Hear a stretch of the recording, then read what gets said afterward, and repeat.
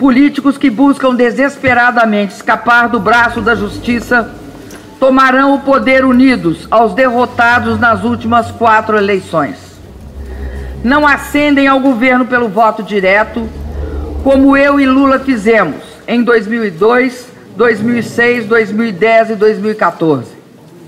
Apropriam-se do poder por meio de um golpe de Estado. É o segundo golpe de Estado que enfrento na vida. O golpe parlamentar, midiático e judicial ocorreu 2 anos depois da reeleição de Dilma Rousseff. Peritos do Senado concluíram que Dilma Rousseff não cometeu as chamadas pedaladas fiscais, ou seja, operações de crédito entre bancos estatais e o governo federal.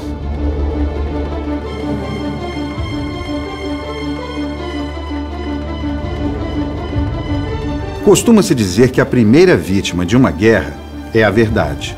Na realidade, guerras tradicionais e guerras políticas começam com desprezo pelos fatos. No Brasil, não foi diferente.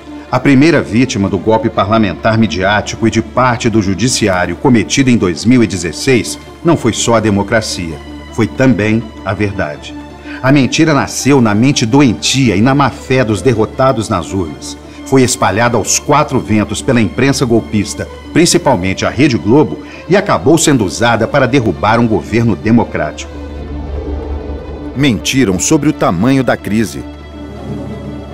Diante do terremoto provocado pela saída do Reino Unido da União Europeia, 1 mês e meio depois de assumir interinamente o governo, os golpistas reconheceram que a situação do Brasil é de solidez e segurança.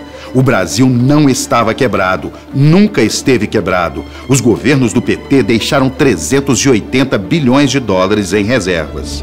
A mentira sustentou a fraude de um impeachment sem crime.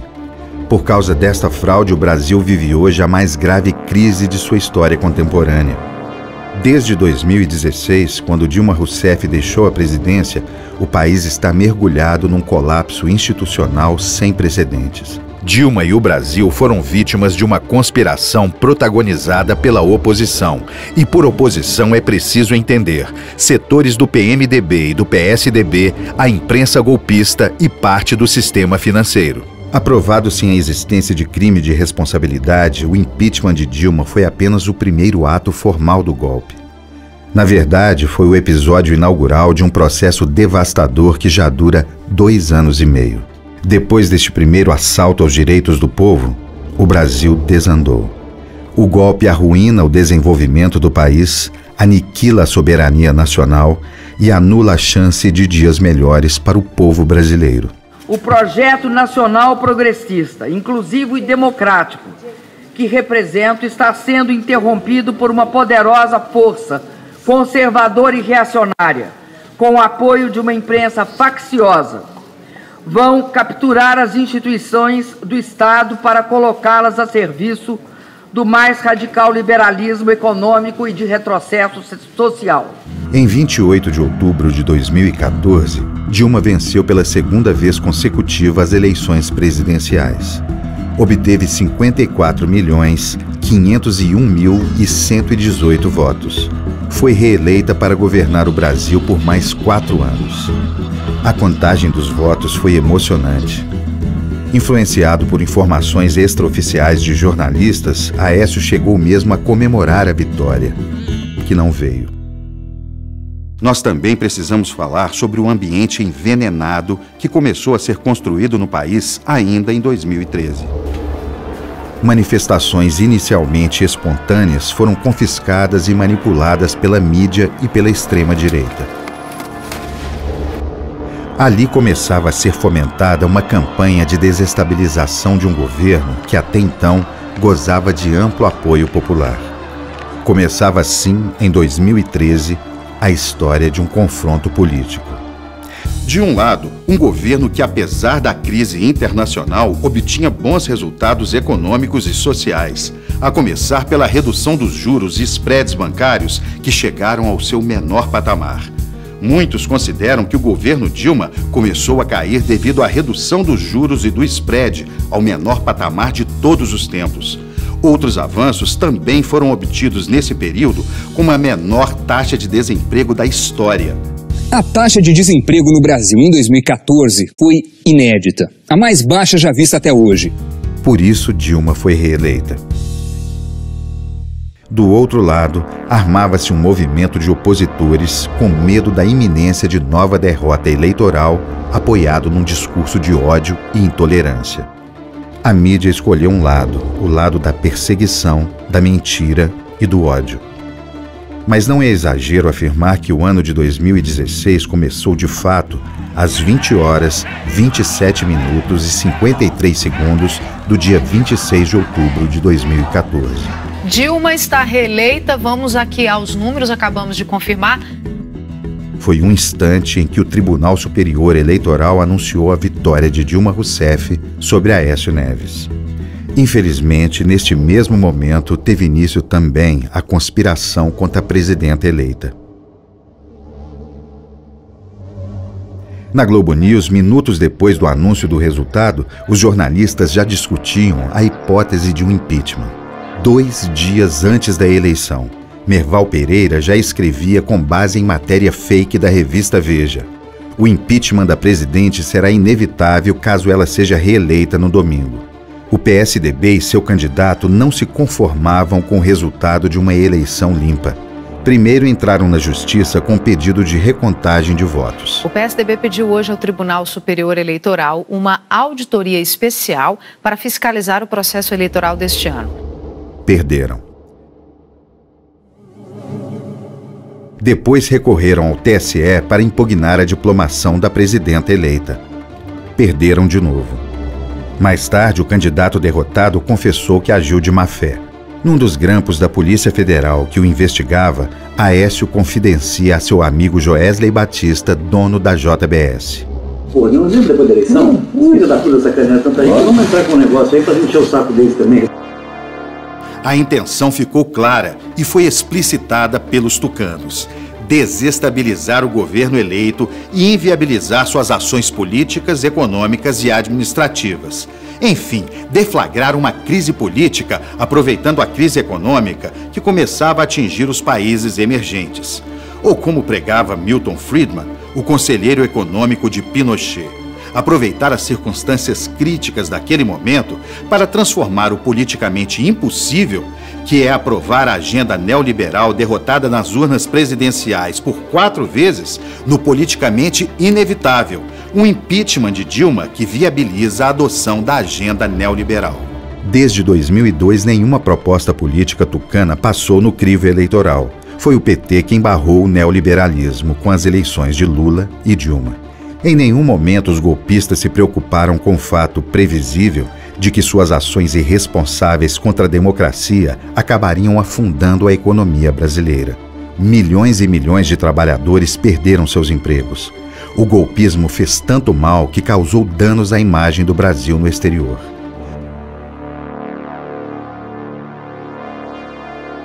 She herself has not been tainted by or even accused of corruption, and she refuses to resign.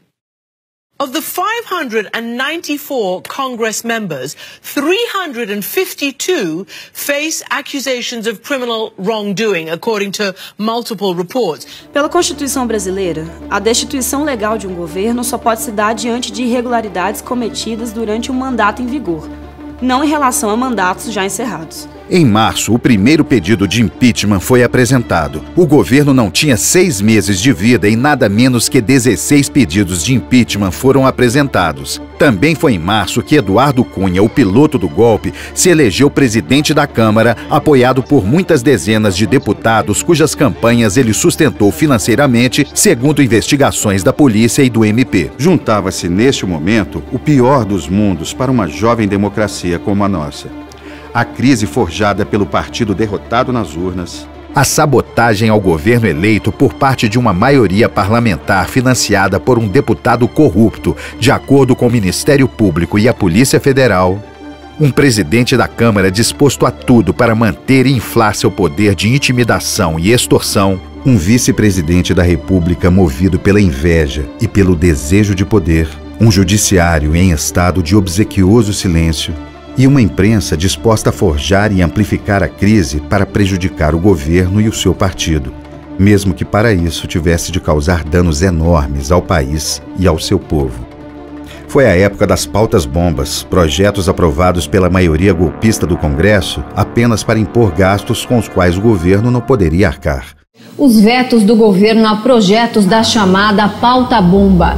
Foi a época em que, além de aprovar pautas-bombas, o Congresso não aprovava medidas óbvias e necessárias para que o governo pudesse atuar. Mas a sabotagem interna tornou muito mais difícil naquele momento atenuar os efeitos sobre o Brasil de uma crise caracterizada pela queda do preço das commodities, pelas dificuldades da China, pela disparada do dólar por causa da política econômica americana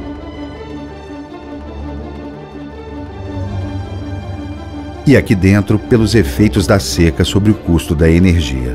O boicote da oposição impôs a barbárie do quanto pior, melhor. Diante das dificuldades políticas fabricadas pela oposição, Dilma tomou uma decisão: convocar Lula para ajudá-la na condição de ministro-chefe da Casa Civil da presidência. A experiência de Lula e sua relação de amizade e confiança com Dilma poderiam ser extremamente úteis naquele período turbulento. Lula tomou posse. A oposição recorreu ao judiciário para interditar a nomeação de Lula, embora nada houvesse do ponto de vista legal que pudesse impedir o ex-presidente de trabalhar no governo. O STF vetou a nomeação de Lula e tomou essa decisão insólita pressionado por um clima de comoção forjado por um ato ilegal da justiça. Às vésperas da posse do ex-presidente na Casa Civil, o juiz da 13ª Vara de Curitiba autorizou o vazamento de um grampo ilegal em que Dilma e Lula conversavam sobre a posse. Um ato duplamente ilegal. Por gravar conversa telefônica da Presidenta da República, sem autorização do Supremo, e por vazar a gravação dessa conversa à Rede Globo de televisão, que reproduziu o diálogo dezenas de vezes ao longo de um mesmo dia para forjar um ambiente de comoção. O juiz chegou a ser repreendido pelo STF pela ilegalidade cometida, mas o ambiente político do país tornou-se ainda mais tóxico e agressivo, dificultando qualquer solução. A essa altura já estava evidente o interesse de Eduardo Cunha e de Temer pelo impeachment. José Eduardo Cardoso deixou isso claro desde logo. Eduardo Cunha agiu com aquilo que nós, no direito, falamos de desvio de poder. Usou o seu poder para atingir um objetivo imoral, ilícito. Ou seja, usou o seu poder para fazer um golpe de Estado em conluio com aqueles que não estavam contentes minimamente com a derrota eleitoral de 2014. A justiça sabia dos crimes dos quais Cunha era suspeito, mas um processo contra ele produzido pela Procuradoria-Geral da República repousou preguiçosamente nas gavetas do Judiciário por mais de 6 meses. Confrontado com a ameaça de condenação pela Comissão de Ética da Câmara, apesar de usar sua tropa de choque para adiar ao máximo a decisão, Eduardo Cunha percebeu que, para sobreviver, precisava de votos de deputados petistas. Não teve esses votos, jamais os teria. As provas que pesavam contra o correntista suíço eram contundentes. Diante da decisão do PT e da falta do apoio do governo, Eduardo Cunha, em desespero, passou a chantagear o governo de Dilma Rousseff. Se o PT não lhe desse 3 votos na comissão de ética, acataria um dos pedidos de impeachment contra ela. Dilma manteve-se firme, como sempre agiu em relação às tentativas de extorsão que sofreu. E o processo de impeachment foi iniciado com o pretexto que estava mais à mão: acusação de manobras contábeis para manter funcionando programas sociais do governo ameaçados pela sabotagem do Congresso.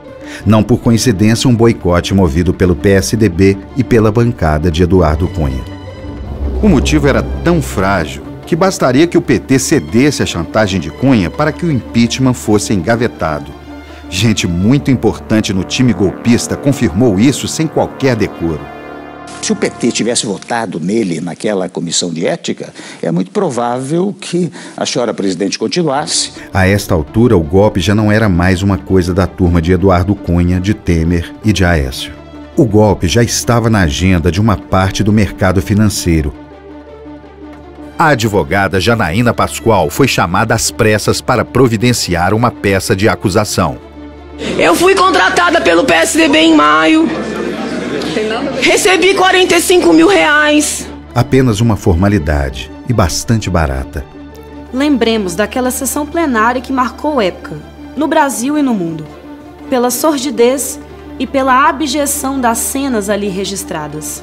Pelo menos 40 dos deputados que votaram pelo impeachment estavam ou ainda estão encrencados com a justiça. Alguns já foram presos ou acusados de corrupção. Infelizmente, até alguns mineiros. Meu pai e meu avô diziam que decência e honestidade não era possibilidade, era obrigação. O PMDB providenciou rapidamente uma receita para o desastre.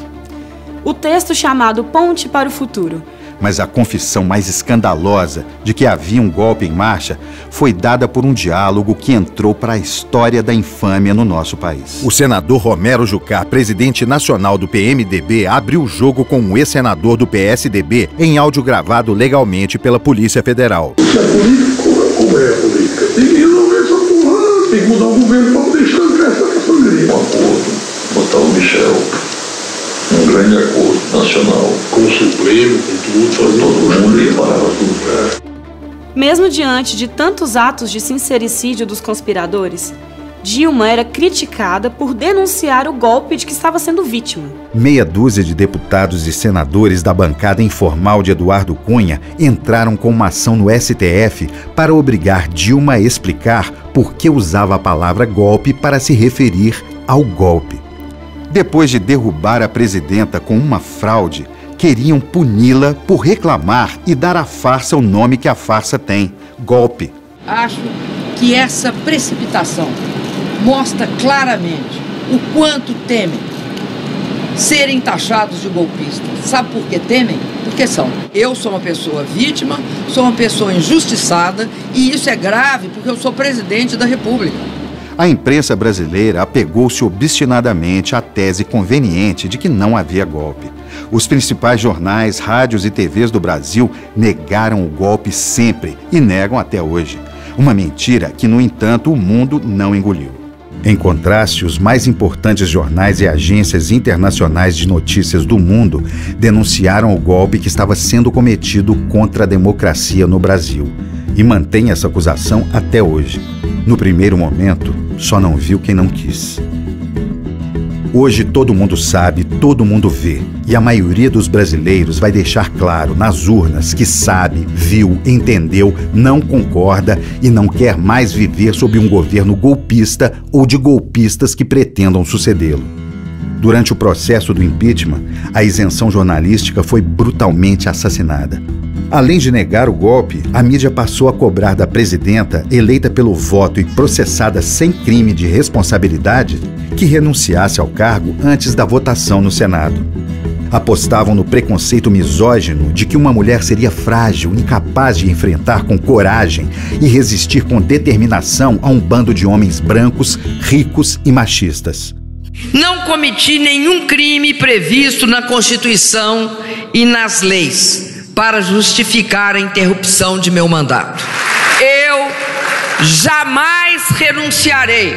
A Folha de São Paulo chegou a publicar editorial na primeira página defendendo a renúncia. O jornal tomou esta atitude antes mesmo da Câmara dos Deputados votar a autorização para o processo de impeachment. De novo, a imprensa brasileira se omitiu. O vexame só foi apontado com destaque na imprensa internacional, que identificou o nosso país como uma republiqueta. Brazilian political class that is trying to impeach her implicated in really serious corruption. I mean, the most surreal thing I have. Dilma, claro, não renunciou. Se o fizesse, estaria se submetendo exatamente ao que os golpistas queriam. Estaria também desonrando uma longa história pessoal de luta, de coragem e de firmeza para enfrentar as adversidades. Mais uma vez, Dilma não fugiu à luta. De novo, esteve acima dos moralistas sem moral, cuja honra não resiste a uma pesquisa no Google. Passado o dia dos horrores na Câmara, uma nova pressão começava a ser feita pela mídia e pela oposição. Agora passavam a dizer que Dilma não deveria ir ao Senado para se defender pessoalmente. Diziam que ela seria confrontada pelos senadores da oposição. De novo o menosprezo, de novo a misoginia e o machismo de quem pensa que uma mulher não pode enfrentar situação tão difícil. Mas, novamente, Dilma desobedeceu seus algozes e fez o que a vida lhe ensinou a fazer: lutar, enfrentar, defender com coragem o que considera justo. Firme, sincero, seu discurso no Senado fez silenciar os que se arvoravam ao papel de carrascos. Encarou de frente os golpistas, encarou de frente, olhando nos olhos, o escrivão do golpe, Antônio Anastasia, e sua redatora Janaína. Derrubou uma a uma as alegações usadas contra ela. Destruiu a falsa tese do impeachment pelo conjunto da obra, como se a Constituição brasileira pudesse aceitar outra razão para o impedimento que não seja o crime de responsabilidade. Demonstrou em histórico pronunciamento político e juridicamente enfático que havia, sim, acima de qualquer dúvida, sido vítima de um golpe de Estado e de uma brutal injustiça. Exercendo a presidência da República, tenho honrado o compromisso com o meu país, com a democracia, com o Estado de Direito. Tenho sido intransigente na defesa da honestidade na gestão da coisa pública. Por isso, diante das acusações que contra mim são dirigidas neste processo, não posso deixar de sentir na boca novamente o gosto áspero e amargo da injustiça e do arbítrio. E por isso, como no passado, resisto. Não esperem de mim o obsequioso silêncio dos covardes. No passado, com as armas e hoje com a retórica jurídica, pretendem novamente atentar contra a democracia e o Estado de Direito. Peço a Deus que algum dia, se Dilma Rousseff for condenada, um novo ministro da Justiça tenha a dignidade de pedir desculpas a ela. Se ela estiver viva, se faça de corpo presente. Se estiver morta, a sua filha e a seus netos. Que se peça desculpas a Dilma Rousseff, se ela vier a ser condenada. Que a história faça justiça com ela. Que a história absolva Dilma Rousseff se Vossas Excelências quiserem condená-la. Mas se Vossas Excelências quiserem fazer justiça, para evitar que no futuro alguém tenha que pedir desculpas, como eu pedi àqueles que sofreram violência do Estado, julguem pela justiça. Julguem pelo Estado de Direito. Julguem pela democracia. Por tudo que contamos aqui, o voto em Dilma é importante para que Minas Gerais tenha de novo senadores que dignifiquem esta função e que defendam com unhas e dentes os interesses do Estado em Brasília. Mas o voto dos mineiros em Dilma é mais do que isso. O voto em Dilma é um voto de reparação, de desagravo, de oposição ao golpismo. É um voto para castigar uma quadrilha de golpistas que está infelicitando o Brasil e fazendo sofrer os brasileiros. Votar em Dilma é votar contra os golpistas. Votar em Dilma é fazer justiça. Quero aproveitar este espaço para relembrar com os brasileiros e as brasileiras, com as mineiras e os mineiros, a sabotagem explícita que sofri e venho sofrendo dos golpistas. Eu e Lula, eu e o PT. Sabotagem que começou no mesmo dia em que fui reeleita. O golpismo radical me arrancou da presidência legitimamente conquistada com 54,5 milhões de votos. Ao fazer isto, inviabilizou a continuidade de um governo que já havia elevado dezenas de milhões de famílias pobres à condição de cidadãos, com direitos e com acesso a serviços públicos, ao trabalho formal, à renda, à educação, a médicos e à casa própria. Em duas pequenas palavras, autoestima e dignidade. Nossos projetos e programas estratégicos haviam colocado o Brasil entre as 6 nações mais ricas do mundo e retirado o país do vergonhoso mapa da fome feito pela ONU. Nesta campanha para o Senado, vou relembrar e explicar detalhadamente os atentados que os golpistas desferiram contra a democracia e que culminaram no meu impedimento, obtido sem que conseguissem provar qualquer crime que eu tenha cometido. O cinismo e a hipocrisia dos golpistas, em conluio com uma mídia selvagem e voraz, levaram à perda do meu mandato, apenas por ter praticado ações administrativas que todos os presidentes antes de mim, e inclusive eu mesma no primeiro mandato, havíamos praticado. Na verdade, o objetivo maior deles era e continua sendo impor seu injusto projeto neoliberal, entregar as riquezas, o patrimônio do Brasil a troco de nada, para enriquecer algumas poucas grandes empresas. E cortar nossos programas de inclusão social, nossa proteção ao trabalho, para beneficiar apenas os ricos e os poderosos, os barões das finanças e da mídia. Eles sabem muito bem que esta agenda de retrocesso, atraso e destruição vai perder nas urnas. Vai perder mais uma vez. Por isso, eles não gostam do voto popular. Por isso, eles prendem Lula. Por isso, eles impedem que Lula seja candidato à presidência da República. Mesmo porque voto é coisa que eles não têm e nem terão. Me apresento agora como candidata ao Senado Federal para continuar lutando contra os golpistas a favor da democracia e do progresso que nosso povo merece. Enquanto isso, eles continuam tramando contra o Brasil, contra o povo brasileiro, contra todos nós. Não vencerão. Como disse Lula ao indicar Haddad como nosso candidato a presidente. Nós já somos milhões de Lulas e de hoje em diante, Fernando Haddad será Lula para milhões de brasileiros. O Brasil vai ser feliz de novo.